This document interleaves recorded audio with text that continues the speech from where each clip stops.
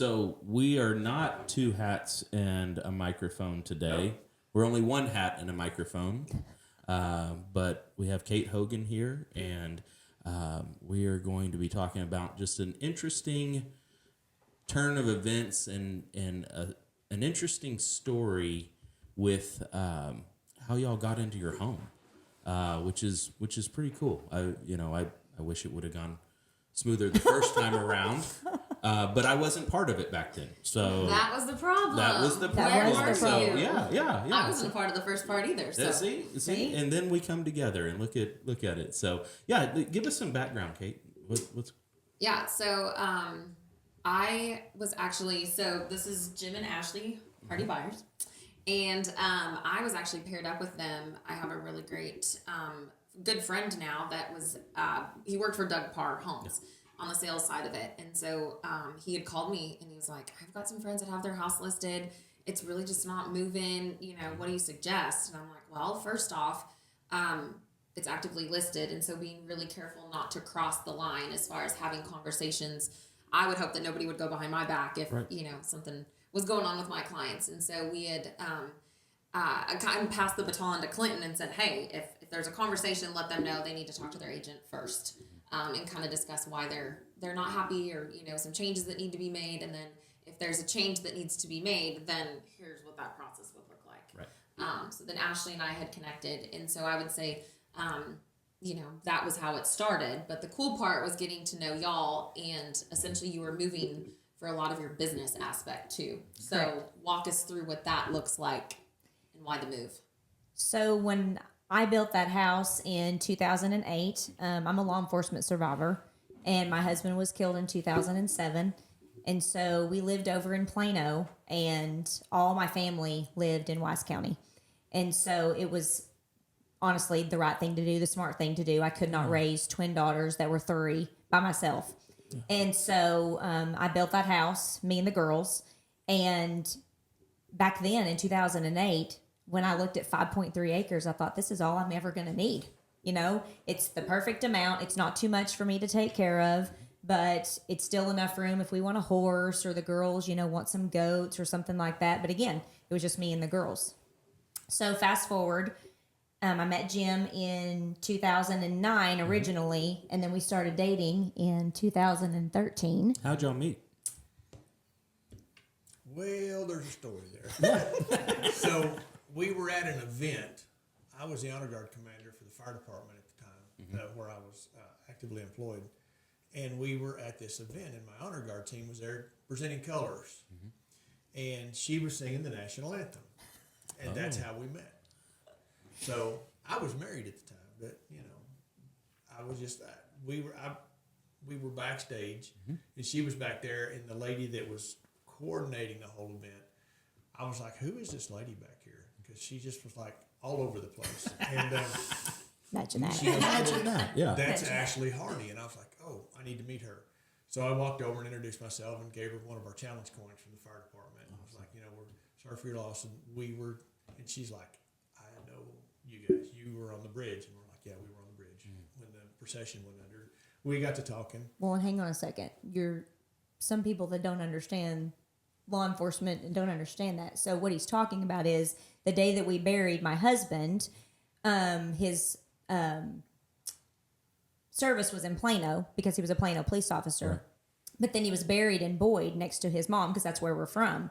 And so, of course, we had to have a processional from the church in Plano all the way to Boyd. And so, unbeknownst to us and the family and all the things, the honor guard, that's their job, is to honor and respect and to remember these officers, or whether it's an officer or a firefighter. And so I will never forget it. And there's actually a YouTube video out there. If you Google Wes Hardy or Officer Wes Hardy Plano, there's a YouTube video out there. That's pretty cool. And the guys are I've seen it. standing on the bridge. It's powerful. And as we're driving through, Damien, the piper, is standing on the top of the fire truck. And we're told later that he played the entire time that the processional went through. And they said later that the processional was at least 10 miles long. Oh, Wow. It took almost 4 to 6 hours, if I remember correctly. And my memory is fuzzy back then. But They said that it took 4 to 6 hours for us to get from Plano all the way to Boyd with all the cars. Yeah. And then, of course, they just kept coming and all the things. But anyway, so when he says they were standing on the bridge, in that, when they pan across, the bridge, Jim is standing up there with his station, because his station was like right down the road from there. And so, Well, then we were in a meeting. I don't know, a couple months later, because we have a big symposium at where I was at, and their chief there was talking about the national anthem for one of our events we were going to have during the symposium, and I was like, hey, because he was really big in pomp and circumstance, and he was always looking for that. And I said, the other day, do you remember the Plano police officer? He goes, yeah. I said, I heard his wife sing the national anthem at an event, and I think we should get her. He was like, can you make it happen? I don't know. I'll try. So through people, phone calls, emails and stuff, we connected with her, and we did a bunch of stuff through that. We did a couple of public service videos for other fire departments about the honor guard, and we would take it around and give it to honor guards that were wanting to start, up, and they would take it to their city council, and that was just a promotional thing. And then in 2013, we got together. Oh, wow. And started dating. That's awesome. There's lots of details of that story. We'll have episode 2. Episode 3, 2. That's So, but here we are. Here we are. In 2024. So we started dating in 2013. And then, of course, as things went on, law enforcement officers, if they died in the line of duty, first responders, their widowers could not remarry. They lost their benefits. So I spent the next 5 years with the help of several organizations and associations in Austin changing the laws. So fast forward, Jim and I married in January of 2018 after we passed that law. And so in the middle of all that, Jim coming in and basically helping me raise Cora and Caitlin and being their dad. They call him Jimmo. They don't call him dad. They call him Jimmo. But we started raising cattle. And we had horses off and on. And we had the barn was built and everything. And but our one daughter, she fell in love with the cattle side of it. Yeah. And so, we first started, and Cora made the sale with a goat at the Wise County Youth Fair. And she came to me when we were done, and she goes, I want to buy a steer. And Jim goes, I like the goats. They're little. They're easy. Throw them in the They back don't- of the truck. Exactly. Scare me. Let's just stick with the goats. Just pick them up, throw them in the truck. We're going. And Cora was like, no, I want to do cows. And I was like, okay. So we started asking questions and talking to people and all the things. And so Cora had made money from her goat at the youth fair. And so I said, okay, well, if you're serious about this, you're going to buy your first heifer. And thank you, Lord, we switched, and we guided her in the right direction, and heifers and not steers, because two very different worlds. Different worlds. Yeah. Very different worlds. So she bought her first heifer. We went to Fort Worth the first year. I think she placed 9th in a class of like 30 something, which was that's like pretty we were good. excited. Wow, that's huge. We Yeah, walked we'll out take it. there, Yes. we were walking on clouds. We were like, Yeah, because We're we, top 10. And then we didn't do San Antonio that year, and then we went to Houston with some friends or with our group, and they kind of showed us the ropes and whatnot. And she got 9th in that class also, and I mean pretty much the same amount. It was 30 to 40 heifers because it was what they call ORB. Do they do slick shear on heifers? No, I didn't. No, think it's they hair. did, but it's, Yeah, only steers. Only steers. So yeah. Fort Worth is hair on steers, Right. and then San Antonio and Houston are slick. Right. But heifers is all hair. Yeah. And so, well, unless you have American Switcher, Santa Gertrudis, Beefmasters, then they don't have any hair. They have none. episode 5. Episode 5, five, yes. So, Cora was hooked. I mean, and she was hooked.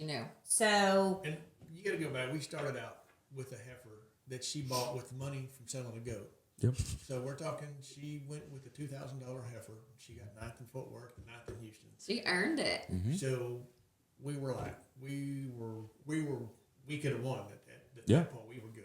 Yeah. And we got done, and all the show season was over, and we're sitting around the house, and we're like, so you really enjoyed this? She's like, yeah. She goes, you're really going to do this? Yes, I want to do this.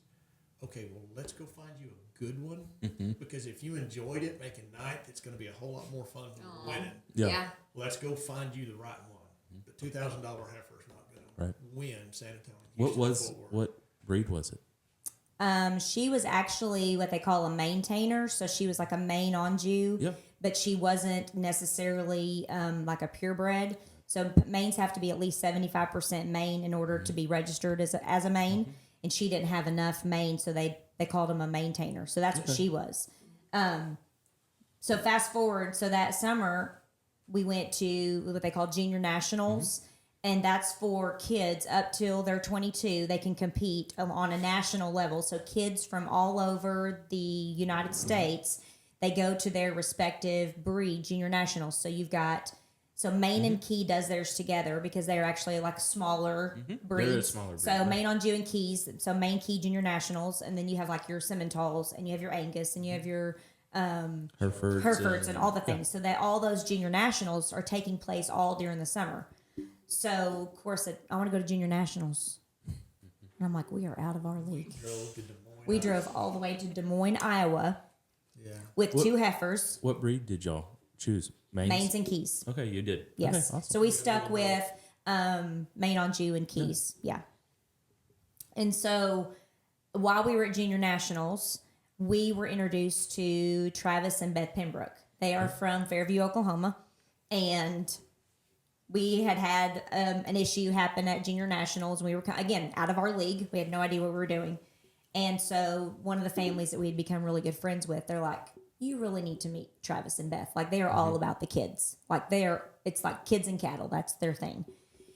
And so Travis came over to the stall and he was talking to Cora and, like kind of asking her questions. And I love that because he didn't come over there to talk to us. It wasn't about Jim and I. It was about Cora. Like, what do you see yourself doing in, next year? What do you want to do in 5 years? And of course, then she was only an 8th grader. And so he said, well, I've got a sale coming up. This was, of course, in like June, July. He said, I always have my sale in October. He said, it's right in time for validation for Texas majors because you have to validate your animals. And he said, why don't y'all come up to the ranch and just kind of look around and, see if anything up here, kind of suits, what y'all are looking for. So we did. On the hook now. And I said, we're just going to buy one. One. My wife has a cow problem. She can't buy I like that. One. Buy one. Just one. So we went up there as a family and looked prior to, like, we just drove up there one day and Beth and Travis showed us around and all the things. And so we went back for the sale and yes, we bought one. And we came back with our first cattle from them. One was a Maine. She was a black and white Maine Anjou. She was a purebred. And then we bought a Key. And that's kind of where it all started. Travis and Beth just didn't teach Cora, but they taught all of us, not only from hair maintenance to feeding to just like show etiquette and all the things. I will say, I don't know where Cora got her ability to show. She didn't get it from me. I sang on the stage my entire life. I did not show animals. But Cora has a gift, and she's just really good at what she does. Like, she's 5'2", 5'1", 5'2", maybe. And she weighs soaking wet 100 pounds. But she's dragging, 1,200 to 1,500 pound heifers around a ring. Yeah. And, I don't know if you've ever been to a cow show, but it's hard. Yeah. It's hard work. And it's Deep exhausting. dirt. Yes. Deep dirt. Yes, You and have then to having step to high hold and your arm hold up for so high and long. Yes. get And the in there. constant. Yeah. But they kind of took Cora under their wing and everything from clipping to fitting to, and they have different, camps during the summer to, teach the kids and whatnot. And so Travis and Beth had become family to us. So fast forward, that was our first year. And so every year after that, we just kept going to the sales and I would Buying come back one. with one. Yeah. Every year. She would buy one. Every year. Yes. Consistency, right? Yes. So the first year with Pembroke heifers, we did okay. We didn't do great, but again, we were still learning. Yes. And we took the Maine to Fort Worth and she stood like, again, I think it was like maybe 7th or 8th in her class, but it was a tough class. And we were like, okay, it's all right. Well, then we took Dolly the key, we took her to San Antonio, and that was the year. Well, Dolly was not very nice. She was fun, but she ended up reserving her division at San Antonio. Oh, wow. Oh wow. Of course, that's like episode 6, San Antonio, Yeah. 2019. Yeah, That's that'll be episode its 6. own. Yes. But again, then it was even more. She was hooked. I mean, and that was it. Yeah. We reserved a division. We walked out of there. We thought we won the whole show. And Yeah. all we did was reserve a division. Yeah. We didn't even get to the breed drive. But Right.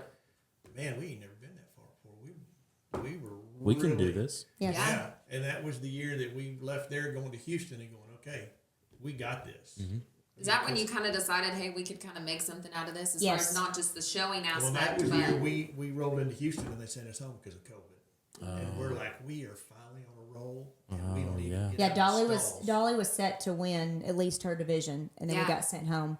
But yeah, so that's kind of when Cora kind of changed gears, and yes, she was still showing because we were in high school. But that's when we sat down as a family and we're like, okay. She's like, even when I'm done, I don't want to be done. She like just being in the barn, just focusing on cattle maintenance and cattle hair care, and then the breeding aspect of it. So we don't usually do live cover. All of our bulls are in a semen tank, and so we do artificial insemination or IVF or embryos. And so Cora, on top of just high school things and showing, she was also a part of the livestock judging. So that it helped her, for That what aspect to of- look for. yeah. Yes. And then the breeding side of it with genetics and things like that. So, I mean, again, we just kept rocking and rolling. And then, so it was originally HB Farms because Caitlin had dairy goats. So our other daughter, our other twin, she was milking and raising dwarf Nigerians and Nubians. So we couldn't call it HB cattle because we were like, well, we There's a funny have farm with- more than just cattle. Yeah. So it was HB Farms with Caitlin doing the dairy goat side, and she had a couple of horses and things like that. So since then, with the girls going off to college, Caitlin doesn't do the goats anymore. She still has the horse. But it was when Cora, she's just really done very well, over the last few years from, high school. And she's like, okay, we're still doing this. So that's when we sat down. We're like, okay, well, we can't stay here, Right. like in this house. We only had 5 acres. And when I counted right before we sold, I had 17 head that we were feeding. And Hay's showing. Hay is very expensive. Yeah. And so Jim and I were like, we've got to make a change. So I just started looking. I got on, Realtor.com and Zillow and all the things that Every day. Have you seen this house? Have you seen this place? Let's go look at this place. Every day. Yeah. And we would just drive around, because at first we weren't sure that that's what we wanted to do, because when we first started looking, the girls were going to be juniors in high school. But we knew we didn't want to stay in really Wise County. We wanted to move further out because Wise County land is expensive. And so we knew in order to get kind of what we wanted, we were going to have to move, a little bit further out. And so we waited till the girls graduated, obviously. But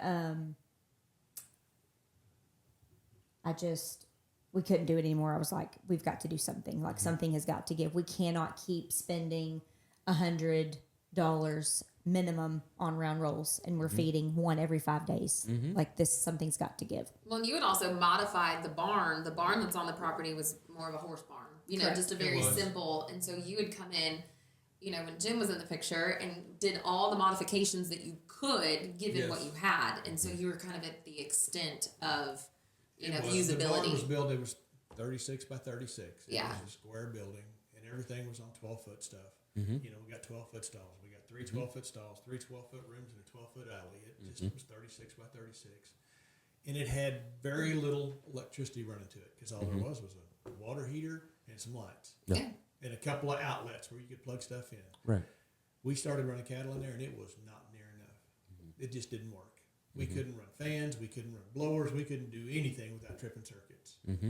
So we ran some more power to the barn and put in a bigger breaker panel, and then just started running fan circuits and blower circuits and doing everything we could. And we expanded the barn once, and then we modified the expansion once, and we just kept, and we were just running out of space. We couldn't expand it anymore. We didn't have enough footprint of the ground to keep expanding because then it was going to break into our pastures and our pens. And we enlarged the shop. We built the shop, and so that I had a place to work because my tool room was in the barn once. And it got moved over there, and we just needed more room. We were out of space. Well, you need space even for your business, Jim. Yeah. As far Yes, as because your, in the middle of all of this, we, I guess, reopened the company.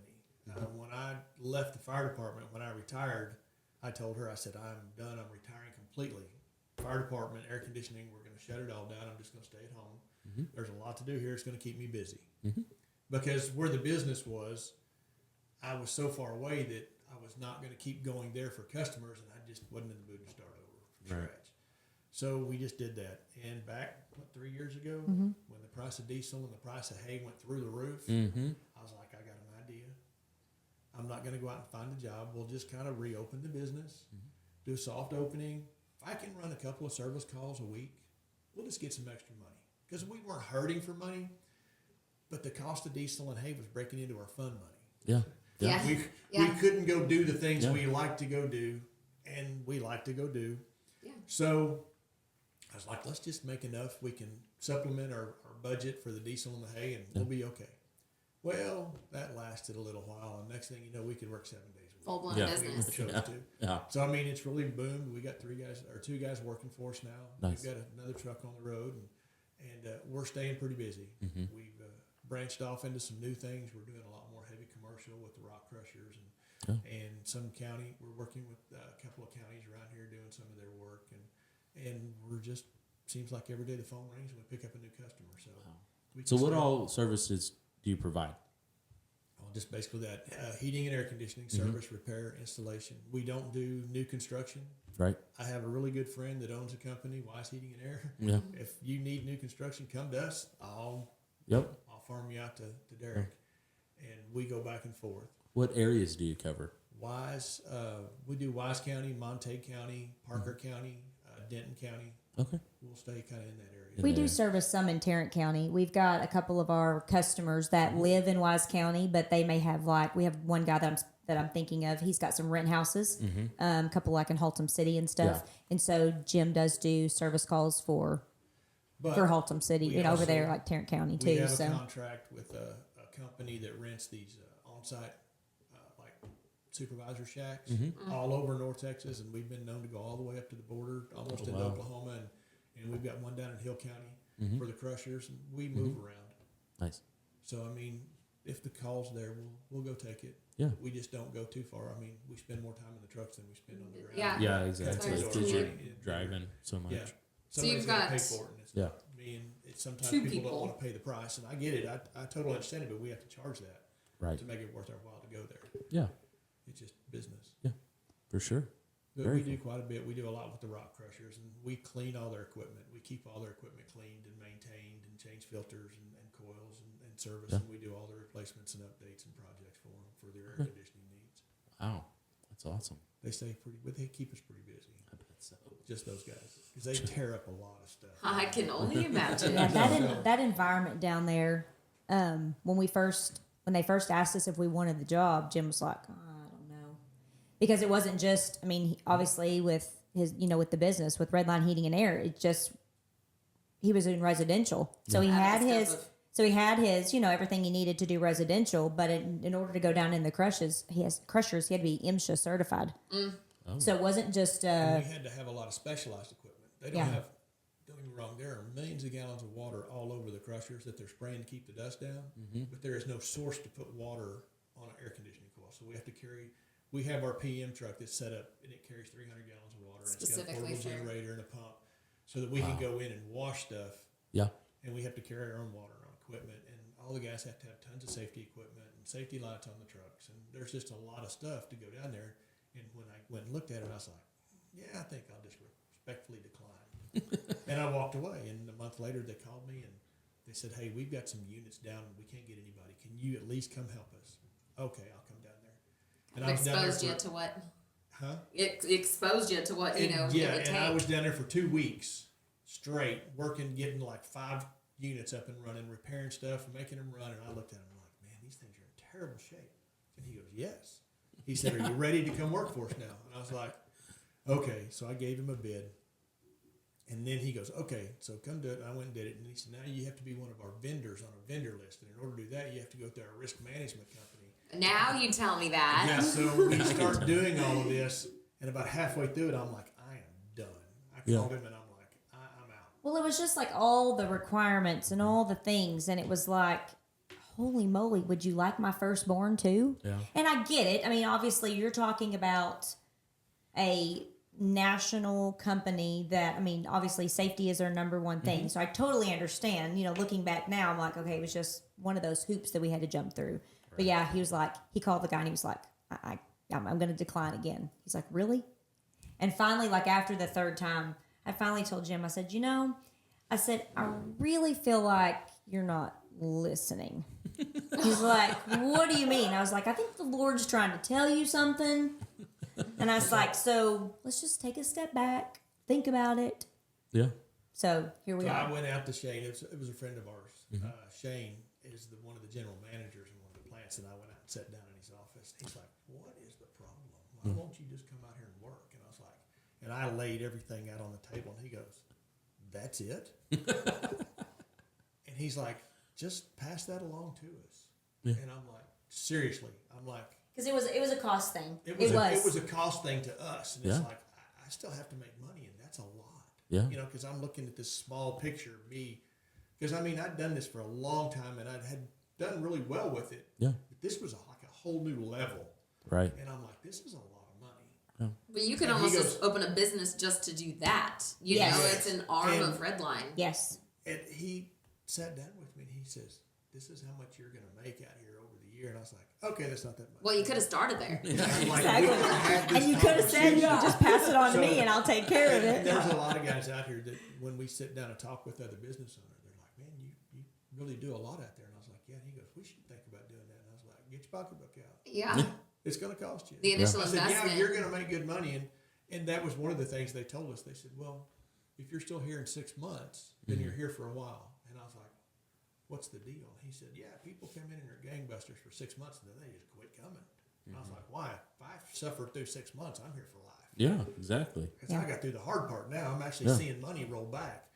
So the work down there, it takes a lot. There's just a lot of things you've got to do. When you say down there, is it down in the ground or is it down No, it's down south? in the plant. Oh, okay.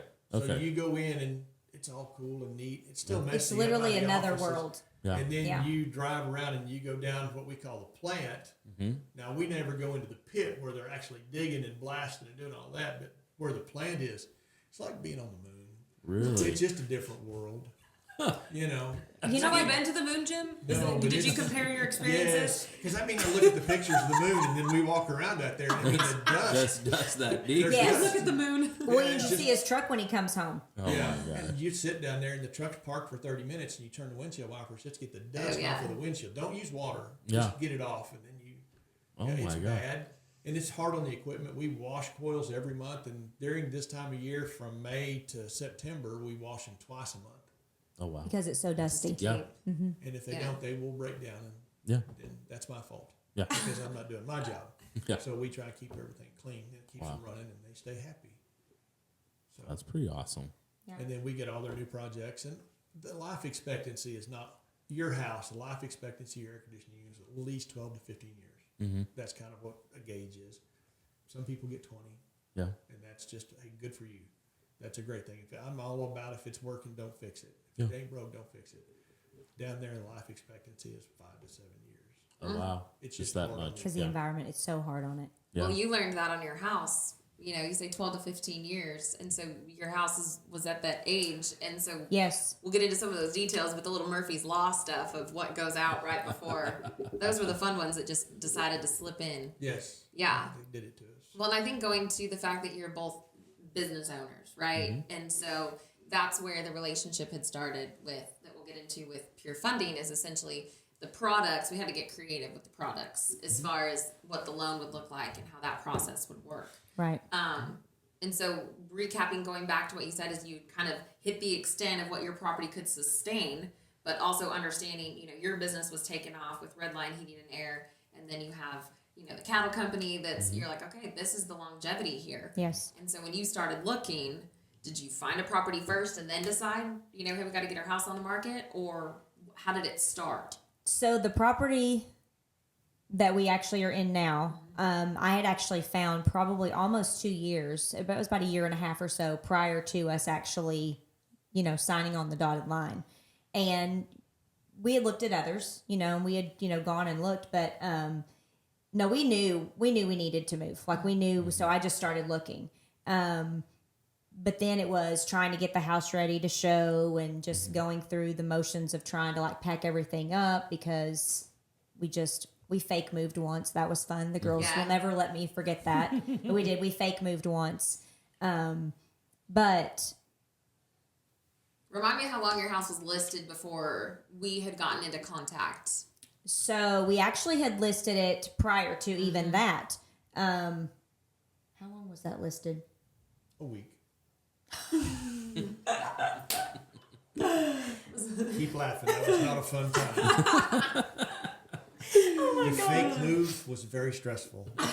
So we found this other place up in Sunset. This was when the girls were still in high school. I forgot about that. Oh my gosh. Jim didn't. Jim did not know, and the girls will did never not. let me forget the fake move. But yes, so we found a place up there, and then we just decided. I mean, like I woke up in the middle of the night. We'd already signed the contract and all the things, and we'd put the house on the market. And I woke up in the middle of the night, and God was like, "No," and I was like, "Okay." And so the next morning, I'm drinking my coffee, and Jim's like, "What's wrong?" And I was like, "We can't move." He's like, "We haven't even started yet." And I was like, "We can't go." And I said, "I just do not have a great feeling." I was like, "There's just something we should not be going." And so we literally called the agent then, and we're like, "We're done. Like, we're out." And they're like, "Okay." So when we actually moved this time in the attic, we found boxes that were packed during the fake move that were still stuck in the attic, and we were opening it up and going, "I ain't seen that." Said, we just still don't need it. Do I still need it? Yeah. Yeah. I hadn't So- seen it since then. I don't need it. Yeah. No. So then when we made this decision and that the house that we're in now was still available, I told Jim, I said, let's just start looking, you know, before we get crazy, you know, let's, we had a relationship with another agent, and she was kind of a friend. And, so we kind of just gravitated to what we knew, you know, like what was comfortable, you know, being friends. And she had listed it, you know, for that week. And so we're like, "Hey, we're going to list it again." She probably was like, "Yeah, right, whatever." But, so we looked at probably 10 other places. Like we would just drive by. Like we didn't want to waste anybody's time. So we would just drive around and say, Go see the areas. yeah, and- is this the area we want to be in? Does this, you know, look like somewhere we could, you know, move to? And we would just drive around, and that we just kept coming back to that place. So that's when, you know, we called and we listed it. And at that point, we listed it in like the summer, That was around June or July. June or July, and it was on the market for Ever. For days. it was a long time. And I knew something was wrong when we were getting like nothing. Yeah. Like no calls, no inquiries, nothing. And I mean, obviously this is your business. This is your bread and butter. This is what you I was essentially living in a museum. get paid, Yeah. you know, Yeah. to do. Yeah. And I told Jim, I said, "I think our price is too high."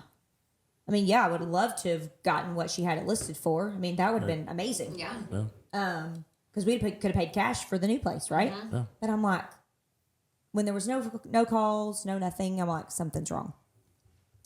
And we just were getting a lot of pushback and not you know, feeling heard. And so that's when Jim and I had, you know, a conversation, and we talked to the girls. We're like, I think we're going to take a step back and just really see, you know, what we need to do here, because I mean, we were tired. We were like, When you also ask yourself, are we forcing something to happen that maybe isn't right now in God's timing? correct. For what life, you know, throws at us, or are we forcing something to happen that just, you know, isn't supposed to happen? Right. You know, and it's and like, that's how what do we you were questioning. discern? Yes, exactly. And we were like, okay, is this because we're not supposed to move, or is this just because we've gotten some bad advice? Yeah. Yeah. Yeah. And so that's where we kind of were. And so I think that's about the time that we had talked to Clinton, because Clinton's daughter was actually showing cattle for us. And that we've known Clinton and Jessica for a long time. Jessica was actually Cora and Caitlin's kindergarten teacher, and she taught with my mom. So we go back a long ways. And so Clinton's like, well, I had this friend, and she's a really good agent. So let me just call and talk to her. And I was like, okay, Clinton. So that's kind of where, so I called Kate and asked her. And we had, taken the house off the market and everything. And then it probably took, 30, 45 days or so before we decided to put it back on the market.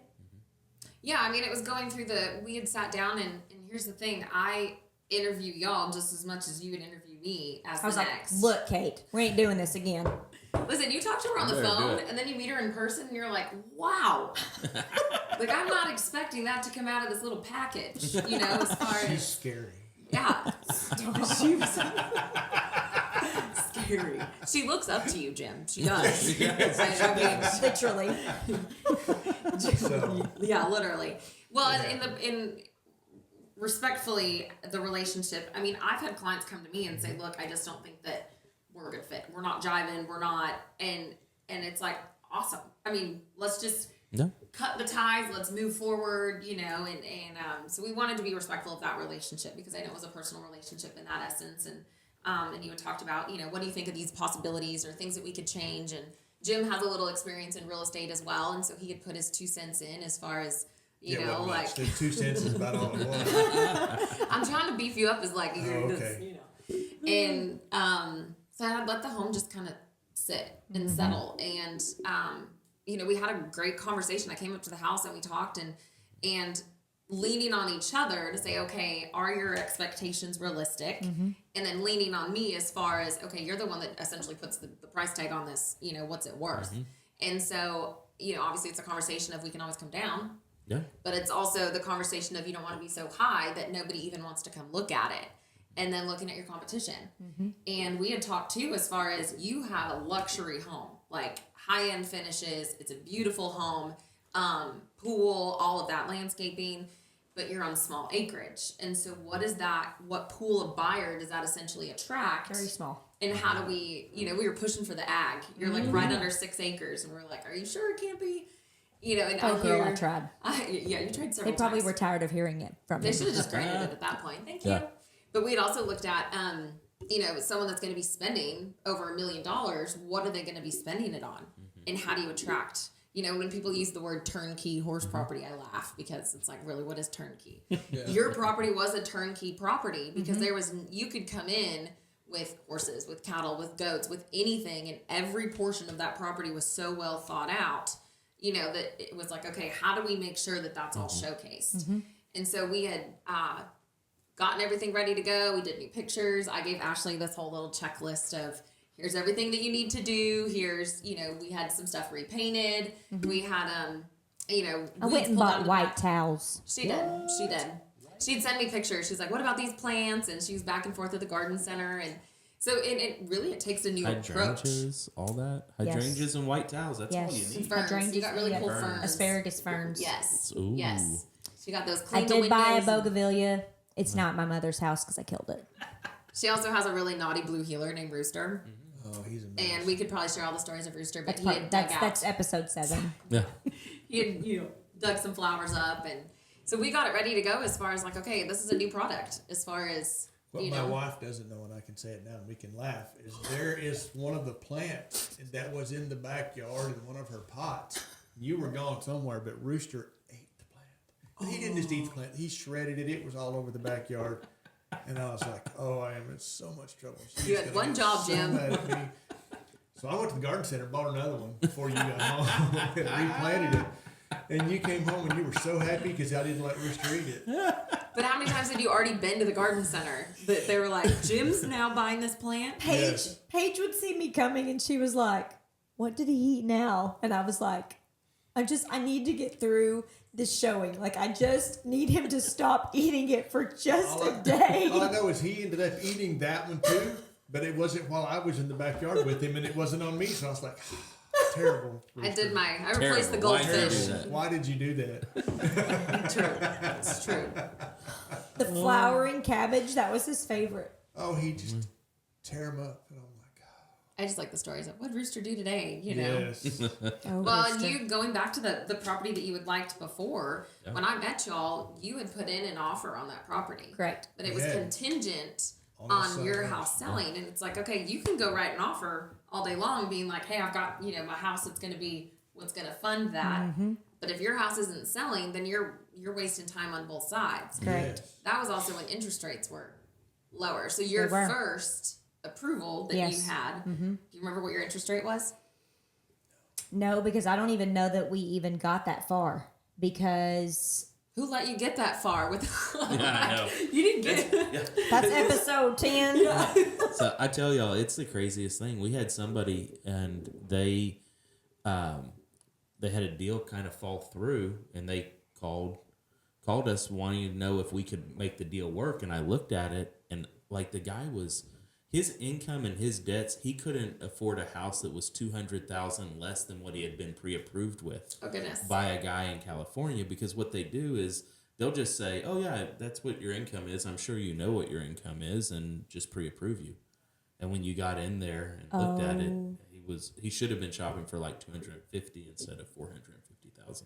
Well, I think on the very first one, the reason that we didn't get that far with the financing is because what we were asking for the house and what Yeah. they were asking, it was going to be a cash sale, Right. With what the proceeds from our house. There Makes wasn't sense. going to be So a need. we basically started with unrealistic expectations. We did. And that's where this all went sideways, is because it was unrealistic. And while, again, I go back to, we were relying on that agent to have those hard conversations and tell us, look, Right. you're not probably going to get what you want.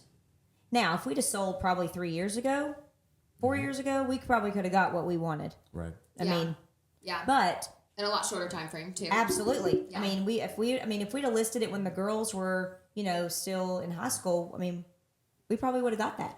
But not in this market.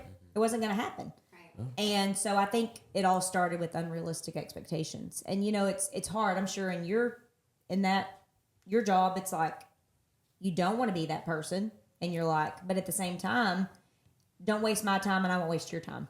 Is basically what it boils down to. And we had gone out and looked at a couple other properties just to see, because the property that you ultimately wanted was still in the market. Yes. And it was like, okay. And we had talked to the agent, saying, hey, this is still the one, this is still the one. And we had gone out and we were looking at one property.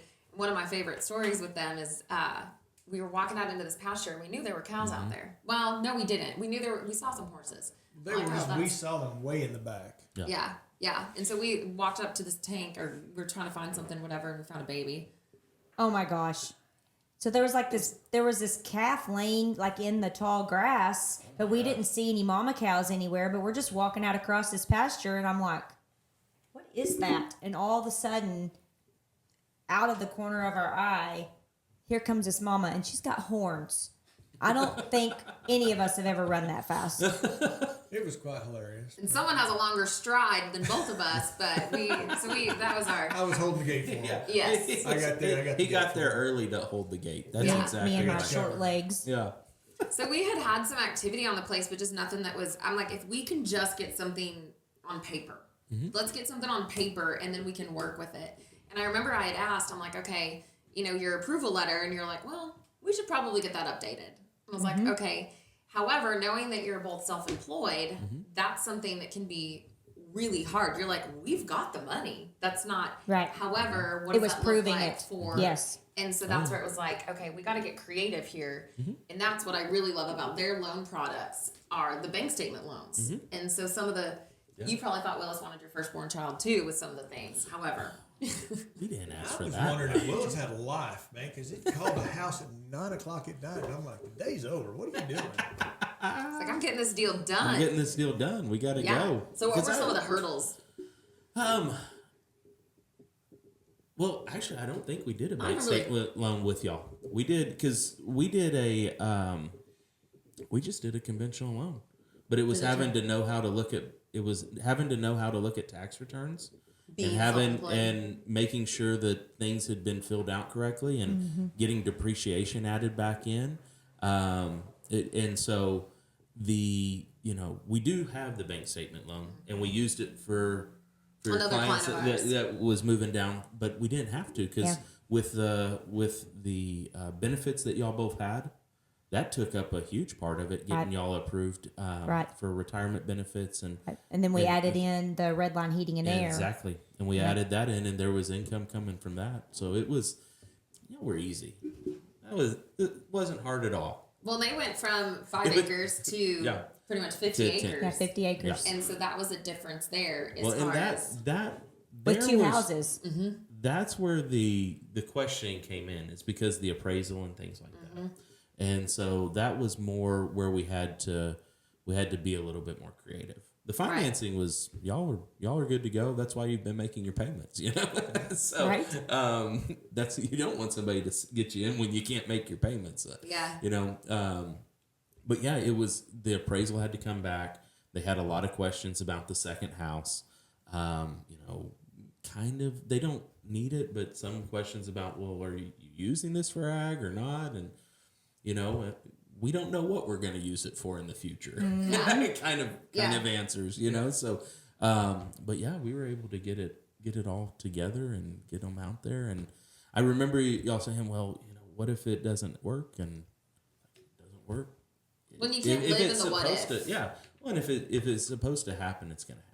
Well, Because there was some questions with, if ours doesn't sell, and how do we make this work, and everything like Well, that. and But- remember, you and I even had conversations of what does, a couple other loans look like to try to buy that Yeah. house And it before was- we could get ours sold. right?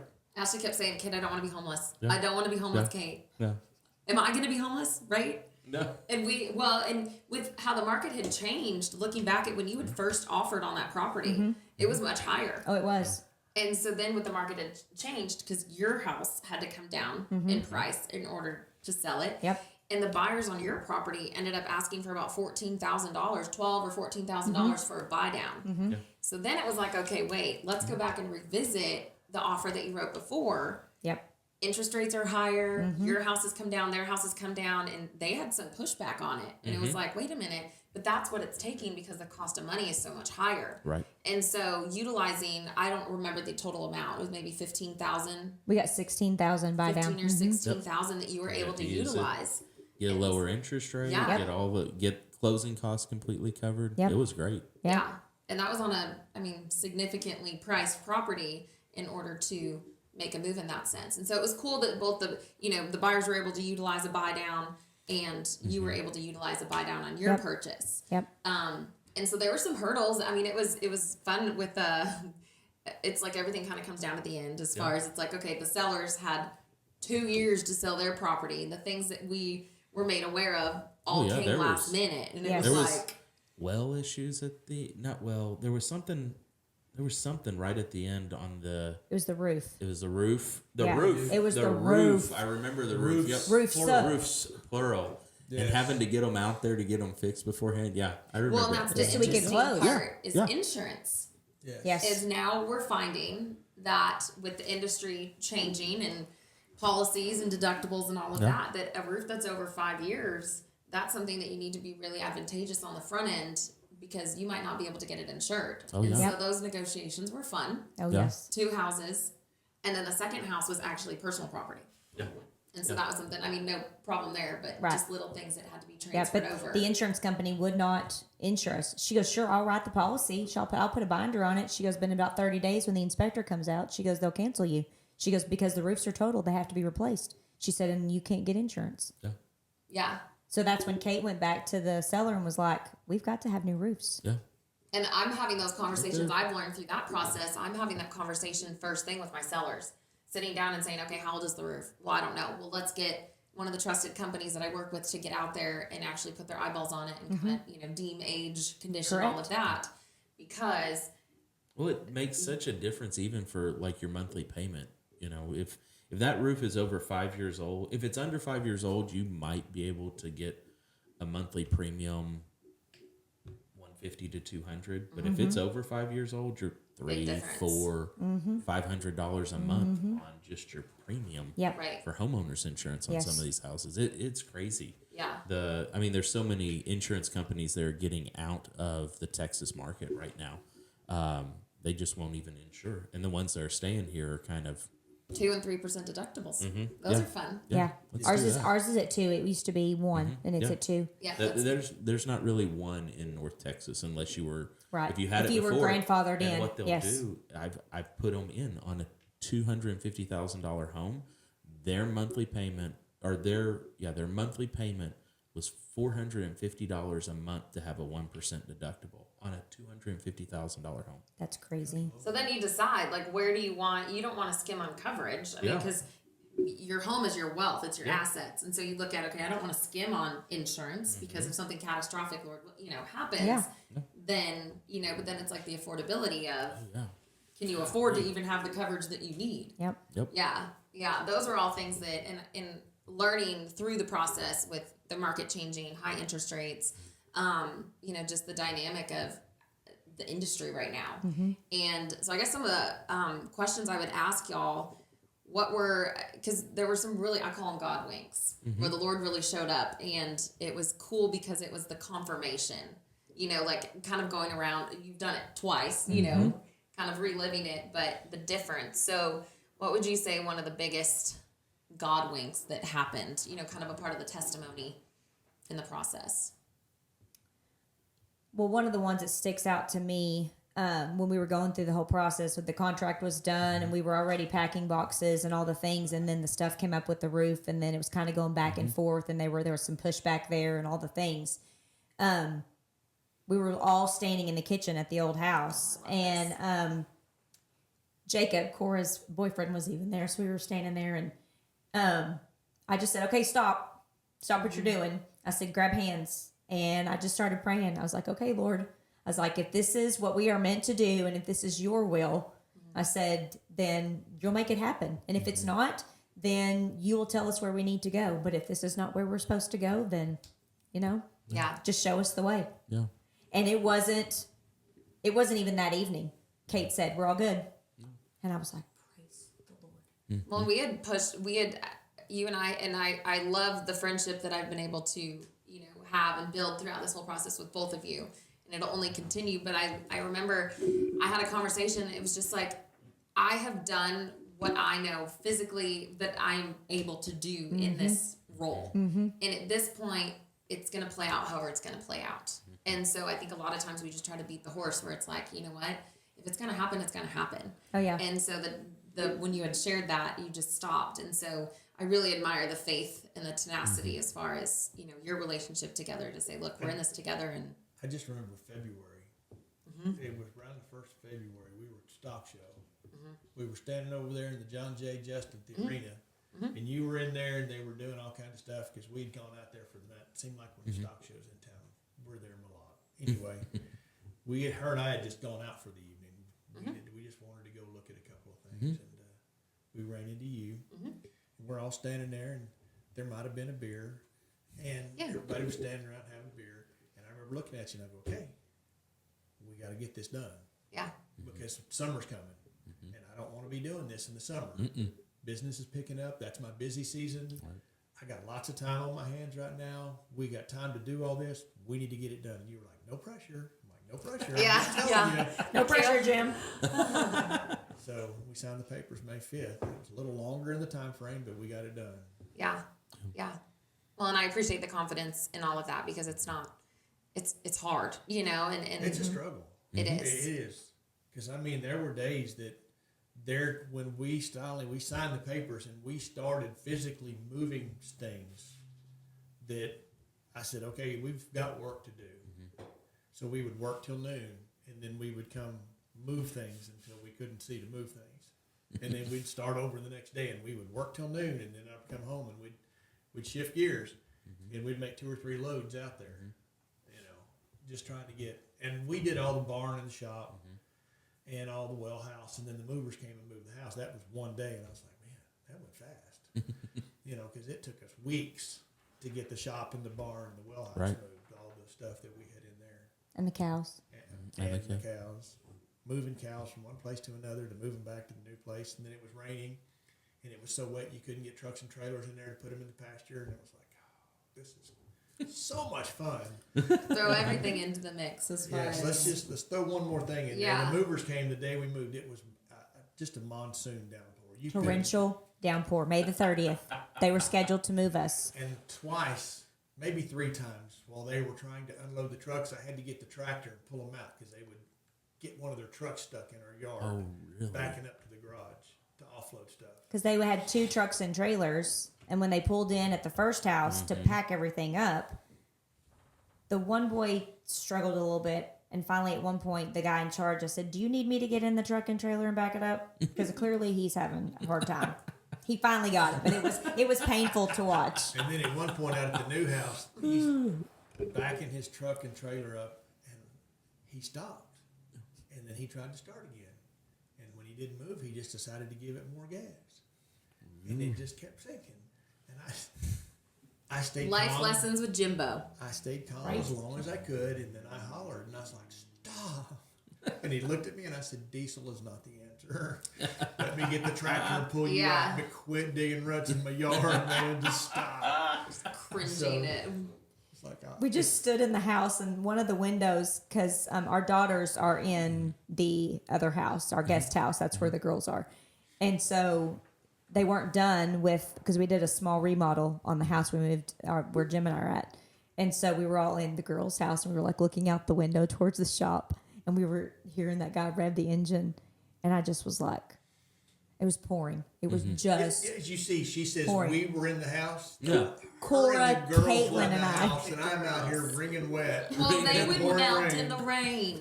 You're right, Sugar. they would.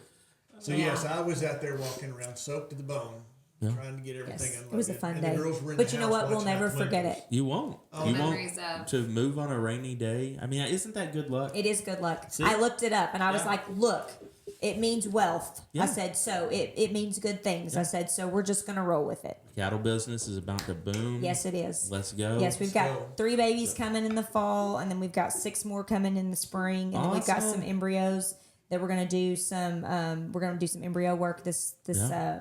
probably December or so. So they'll be born, next year. But we're excited. Cora's Oh, yeah. super excited. The barn is amazing. You need to come out and see it. Yeah, I know. we do. It's I'm not finished. I have a lot of work left to do, but it's getting there fast. But yes, Well, you're really active on Facebook too, and so we'll make sure that you can. I mean, the shows that you're at, and Yes. you also are really good advocates for kids learning to get in and show and all of that, kind of how your girls were yes, brought into it, and so Yes. that's something that we'll make sure people can see. Yeah. But I want to one shout out. Speaking of ruts. Cassie Carroll with Mullins Roofing and Construction. She was the one that helped make the whole roof Oh, process thank happen. you, Lord, She for was Cassie. amazing. And Yeah. she was a bulldog when it came to, and it was the confidence of passing the baton to get the roofs done. And she communicated with the sellers on that side, so we didn't have to. And there was a little bit of a rut issue, and Cassie made it her priority to make sure that the it was Yes. filled in and Oh, it was yes. appropriately. And so Fairly certain at one Very point she was professional. doing it herself. She, So yes. Yeah, she's That was her. awesome. She did a great job. Well, and y'all's team too with Pure Funding. I remember we were having a celebratory lunch, and there were a few details that needed to be tied up. But I want to give y'all a shout out for your back end, the support, the communication, the ladies that you have on your end, as far as they're very relational. Like they're not just a dynamic, Right. 1-800 number. Yes. And we were like, I mean, there were some choice words. We were like, you want what? And they jumped in and went ahead and said, well, I confirmed this is all that you need. And Right. I confirmed that if you do this now, then we'll have it by then. Right. And so just the confidence in that. So They're pretty awesome. They make us look really good. That's that's what what they do. matters. that's what matters. That's That's what all that matters. matters. yes. Gets them to the closing table. So And we can tie this up. I would say what are probably 2 or 3 pieces of advice going through what you did couple times, same thing couple times. You had the blessing to do it the right way the last time. All about the journey. It's all about the journey. But what would be some things that that you would pass on to someone that's either, looking to do the same thing as you, or, through working with our relationship and then with Pure Funding to get it? What are some highlights, some advice, or I would say don't settle on a real estate agent. That I think is the number one thing. Make sure that you've got somebody that is going to be straight with you and they're going to tell you the truth, whether you like to hear it or not. Because I mean, I think this could have gone, differently. I also believe that everything happens for a reason. There was a reason why it didn't work the first time, and we were introduced to Kate, but going through all of that was difficult. Trying to go from one agent to another and navigate that, it was difficult to go through that. So just don't settle. Do your interviews, make sure that it's a good fit, and sometimes it still doesn't work out, but put your expectations out there, ask the hard questions, have the hard conversations, and just make sure that it's that good fit, because it's not an easy process, and it's not always, I'm going to sell my house in 30 days. I mean, Right. it doesn't happen like that, especially in this market. There's a 30-day price, but you might not like it. Right, exactly. There is one of those. There is. Yes. It's available. Yes, exactly. Well, and you also got to see the benefit of just how having a buying agent protected you and Yes. protected. I mean, if the insurance person hadn't caught the roof, if Kate hadn't fought for that, y'all would have been moving into a house that you got to drop serious coin on 2 roofs And not had insurance. and not had insurance. Yeah. So, Yeah. I don't know if you know this or not, but after we got moved in, one of the family members came like 30 days in and picked up the rest of the stuff that was in the second house. And he did make the comment, he's like, your agent was a real go-getter, wasn't she? Oh, yeah. He was like, she didn't play around. And I was like, nope, she sure didn't. Yes. And you need that. And You I was like, and need that's that why we agent hired on your her. side that is a go-getter and doesn't give up, Yeah. You do. doesn't settle, that fight for you from start to finish. Oh, yeah. She does. She does a great job. I appreciate that. It's not easy, but and what I love about y'all is there was respect as far as the conversations that we could have. And I learned from y'all just as much. I feel like it was reciprocated. And so I think once, Willis made the point of having that representation is because my job is to go be your advocate. And my job is to go and protect you. And a lot of times I think we expect our clients to know a lot more than they do. Yes. And even in the lending process, if Right. you've bought a house 15 years ago, it's a totally different Oh, process. I flat out told Willis when we started this process, like, look, the last time I did any of this, they weren't asking for my firstborn. Yeah. So I said, I don't even know what is expected at this point. And it is more difficult now than it was in 2008, when I bought my first house. And of course it was different then because it was just me. Right. And this time, I was married and, had a husband. So it was kind of like, what does that look like? And so, Willis made it easy. He really did. Well, and there was a lot of times we'd be sitting around talking at night, and she would have questions, or I'd have questions, and just call Kate or call Willis. That's not my job. I don't know the answers, and She did. that's their job. Yeah. Willis was like, oh, it's Ashlee again. Y'all made it fun. Y'all made it It was a fun. blast. Yes. It was. It Yes, was. yes. We're really glad we could help y'all, and just excited to keep seeing what y'all are going to do with the property and how you're going to use it. Yep. Just the generational things that you're doing with your daughters. Yes. It's going to be awesome. We've already gotten 32 round rolls off the back 30 acres. Love. Yes. That was without anything, and we've already put 4 tons of fertilizer and weed killer on it, so we're expecting to see a couple more cuttings this year, Yeah. with even better. That's what y'all Gary's needed. getting jealous over here, So, though. and we've done soil samples, and we're hoping to do some stuff, and we're thinking it's going to be about a 1.5 or 2 year progress, but Progression. Yeah. yes. Progression. That Yeah, word. that word. Yeah. It's And, what happens when you get up at 5 o'clock in the morning I'm tired. and you're on a roof at 6 So o'clock. it's going to take us about a 1.5, maybe 2 years, but that pasture is going to be really nice, and it's not something that happens overnight. It needs loved on. It needs a little TLC. Yeah. But I have great expectations for it. So Yeah. I think it's going to do well. Even our hay guy said, you got a good base. He said, it's going to take a little bit. He said, you got to work on it. I got to work on it. He said, but as long as you hold up your end, he said, well, about 1.5 years, we'll be in good shape. That's awesome. It's a short Yep. one. So Awesome. Yeah. our goal is to be totally self-sufficient. We're not having to buy anything. Yeah. We're And then producing have extra to ourselves sell. Yeah. and have a little extra to sell. One thing we had, going back to, and to interrupt on this, but one thing I was just thinking of, a conversation that we had, talking about where you were spending your money, is we had toyed with, And Willis was really great at putting the values out there as far as, okay, if we put this much money down, were you chasing a monthly payment, or was the goal to have as much cash at hand for now because you had to go right in and do those improvements? Right.